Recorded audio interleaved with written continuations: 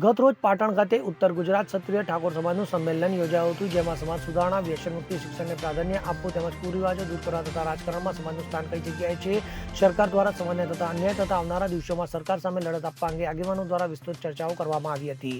આ સંમેલનમાં કોંગ્રેસના અમિત ચાવડા, પાટણના પૂર્વ સાંસદ જગદીશ ઠાકોર, બનાસકાંઠાના સાંસદ ગેનીબેન ઠાકોર, ભરતસિંહ સોલંકી, બળદેવજી ઠાકોર સહિતના ઉત્તર ગુજરાતના ઠાકોર સમાજના આગેવાનો અને કાર્યકરો મોટી સંખ્યામાં ઉપસ્થિત રહ્યા હતા. તો આ સંમેલનમાં મહાનુભાવોએ સમાજમાંથી કુરિવાજો દૂર કરવા, વ્યસન મુક્તિને દૂર કરી યુવા યુવતીઓને ફરજિયાતપણે શિક્ષણ આપવું, ખોટા ખર્ચાઓ દૂર કરવા સહિતના અલગ અલગ મુદ્દાઓ પર ચર્ચાઓ કરી હતી. Bureau report, CN24 news. હવે જુઓ દેશ દુનિયાની તમામ ખબરો તમારી આંગળીના ટેરવે. ઉઠાવો મોબાઈલ અને Google Play Store પરથી ડાઉનલોડ કરો અમારી CN24 ન્યૂઝ મોબાઈલ એપ.